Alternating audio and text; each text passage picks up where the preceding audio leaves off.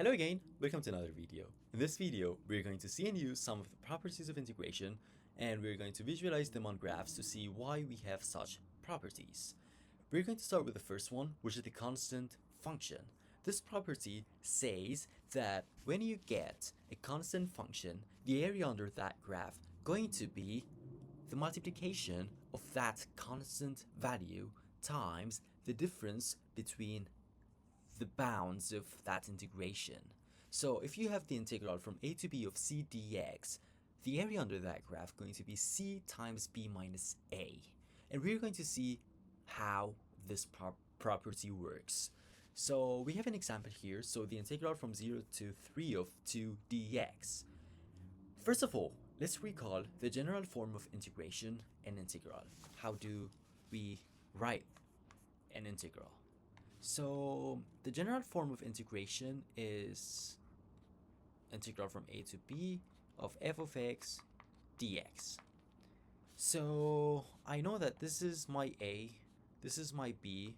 So a is the lower bound or the lower limit of integration. 3 is my upper bound of integration. It tells me that I have to find the area from 0 to 3. So this is my domain of my region. And that too is my function, which is the f of x. So now my function is, which is f of x, is exactly equal to 2. And this is the equation of a line. So this is the same as the equation of line y is equal to 2. If I want to draw this one, it says that, okay, for any x value, its f of x is 2. So it's a line. So this is the f of x exactly.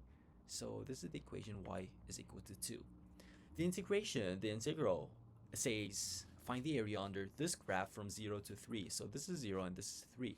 So this is exactly my region where I have to find its area.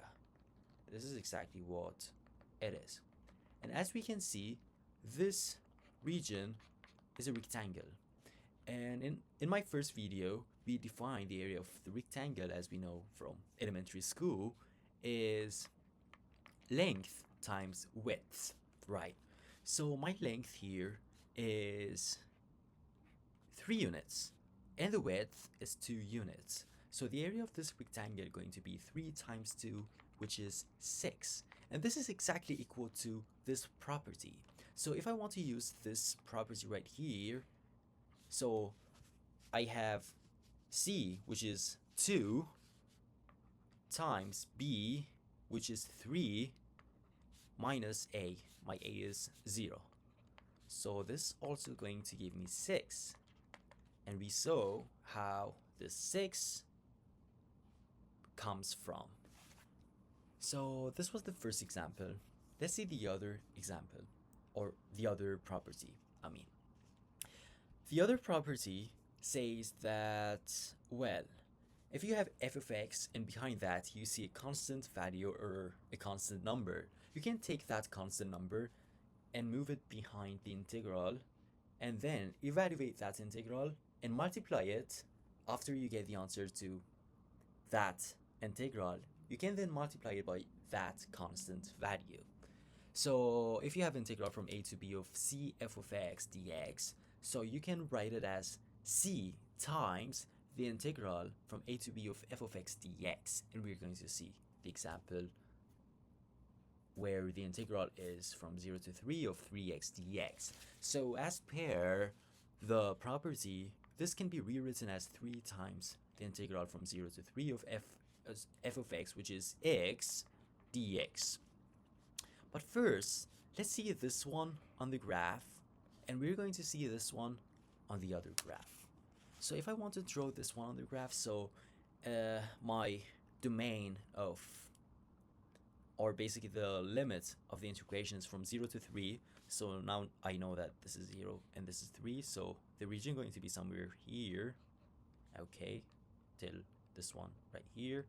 So if I give the x 0, I'm going to get 0. If I give it 1, I'm going to get 3. If I give it 2, it's going to be 6, and 3 going to be 9. This is going to be the line. So let me just draw it. Yeah, exactly. And if I want to take the area under this graph, it's going to be a rectangle, sorry, a triangle. So this is my region right here. So the region is a triangle. And we know the area of a triangle is 1/2 times base, which is 3 units, times the height, which is 9 units. So this is going to be what? So 9 times 3 going to be 27, divided by 2 going to give me 13.5. But this property says that take or kind of move that constant value, which is 3, back to the integration, then find f of x, the area under the graph f of x, and then multiply it by that constant value. So it's going to be 3 times the integral, or the area under the graph of x, and then I'm going to multiply that. So let's see the graph f of x equal to x, which is going to be this one right here. So for 1 going to give me 1, for 2 going to give me 2, and 3 going to give me 3. So this also going to give me a triangle, right? So this is my region right here, and the region is a triangle, and we know the area of triangle is 1/2 times the base, which is 3 times the height is going to be 3 as well. So 9 divided by 2 going to give me 4.5. So this 4.5, the area under the graph f of x equal to x. But now I have to multiply it by 3 times 4.5. So this is going to give me 13.5. So this is exactly equal to this property.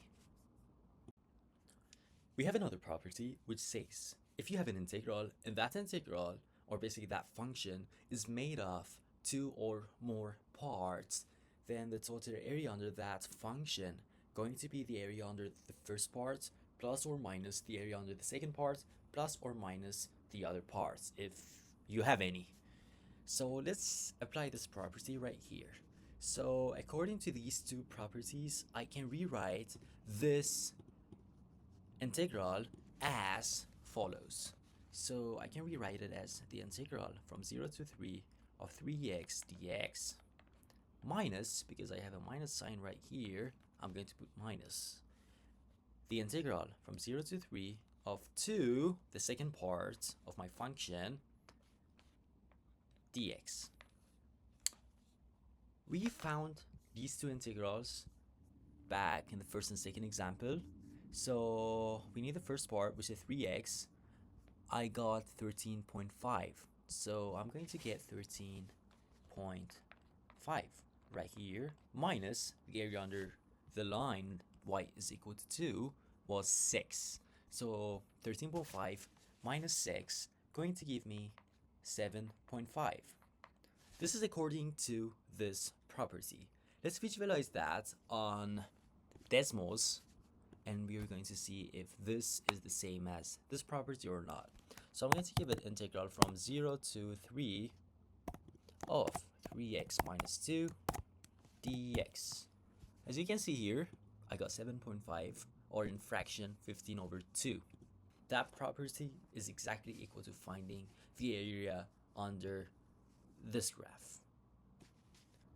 The last property we have in this video is so simple and easy, and we can visualize it on a graph and try to give you a similar example in the real life. So this says that if you have a graph f of x and you're trying to find the area from A to B, then if I divide this region into 2 or more parts, then if I find the areas of those parts and add them together, then I'm going to get the area of the region for the whole section, for the whole part. Let's try to see it on the graph. So this is my graph f of x. So it says that if I divide it into 2 parts and find the area under this graph from A to C right here, and then if I try to find the area under this graph from C to B, which is this region right here, then if I add them together, then I'm going to get the area under the graph f of x from A to B. This is exactly the same as the idea, like if I want to go from Sydney to New York, but I don't have any direct flight option. So the options that were available online was giving me that, okay, if you want to go from Sydney to New York, first you have to go to Los Angeles, LA, then you stop there as a transit, then from LA to New York, you will have another flight. But my main destination was to go from Sydney to New York. But I didn't have this option. So I first went to LA, then from LA to New York. So this is exactly the same as this idea. So at the end of the day, I'm going to say that, okay, even though I stopped in LA, but my main trip was to go from Sydney to New York. This is the whole story. This is all about these properties. I hope you liked the video. Please let me know if you have any specific topics to talk about, and hope to see you next video. Thanks.